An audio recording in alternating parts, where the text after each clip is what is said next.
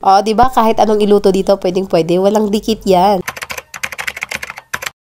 Naisipan ko palang magluto ng pancake doon sa grill pan. Kasi kung pwede yun sa mga ihaw-ihaw na walang mantika, di pwede rin dito sa pancake. Tinimplahan ko lang pala to kasunod doon sa description na nasa box niya. Isang itlog, 2 kutsara ng mantika at maglagay ng tubig na 3/4. Tapos imikos-mekos lang natin to. Hanggang sa mahalo yung ingredients at magkaroon ng consistency. Diba? Mekos-mekos lang natin yan hanggang mawala yung mga buo-buo. Nagpainit na rin pala ako dito ng pan at ilagay na natin ang ating pancake. Wala na ako nilagay ng mantika dito kasi sigurado naman talaga ako na hindi to didikit. Pero dahil sobrang excited na ako, hindi pa uminit yan, binaliktad ko na. Kaya ayan, kita nyo yan, meron pang hindi naluto. Oh, sobrang excited, diba? Pero dahil pancake lang naman to, madali lang talaga siya maluluto. At ayan, naglagay na tayo ng ating pangalawa. Hanggang sunod-sunod na yung paglagay ko dito kasi hindi na siya talaga dumidikit at marunong na talaga akong tumansya. Oh, diba? Ang bilis lang talaga niyang maluto. Kung mahilig pala talaga kayo sa barbecue or magsangyup-sangyup, ito yung pinaka-the best na bilhin nyo. So ito pang grill pan talaga to. Pero ginamit ko lang talaga siya dito sa pancake kasi gusto ko din itry. Kapag luto na din pala ako dito ng itlog at hindi talaga siya dumidikit. Gusto ko lang talaga magluto dito ng itlog tsaka pancake kasi malapad siya at madali mo lang siyang mabaliktad. Kapag nagluluto din pala ako nito, ayan, kinakain ko ng niluluto ko kaya ayun, kunti na lang natira. O siya, alam nyo na, available yan sa ating yellow basket.